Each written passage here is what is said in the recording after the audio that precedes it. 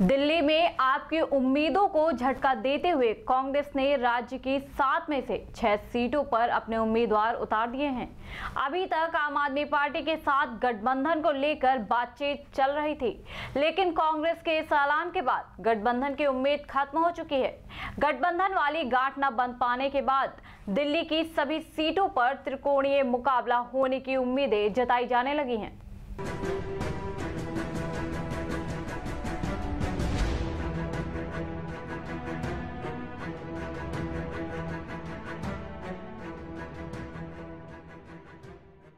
बार बार लगातार गरमाया था दिल्ली में गठबंधन का सियासी बाजार, लेकिन इस सियासी गर्माहट को कांग्रेस ने अपने एक बर्फीले निर्णय से शांत कर दिया है।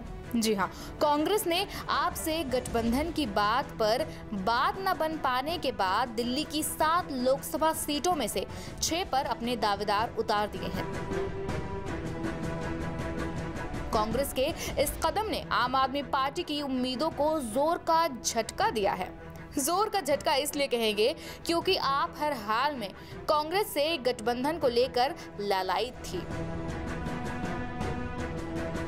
उसने कई तरह के सीट बंटवारे के फॉर्मूले देकर कांग्रेस को मनाने की कोशिश की, लेकिन बात नहीं बनी।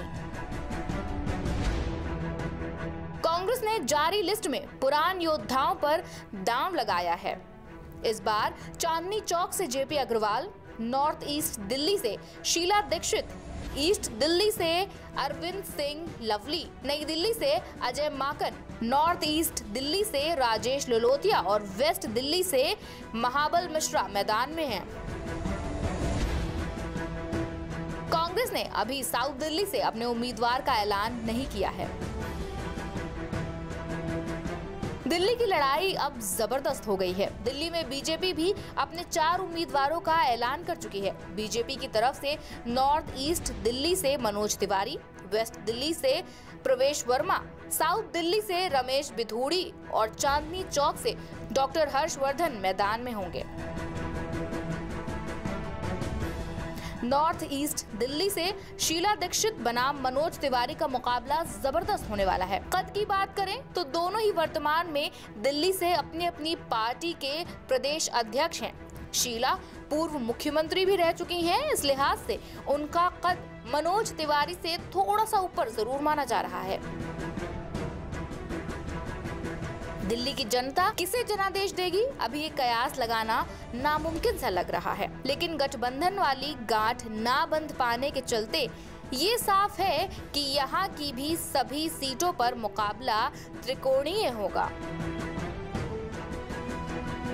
दिल्ली की जनता किसे दिल देगी, इसका जवाब तो 23 मई को देगी।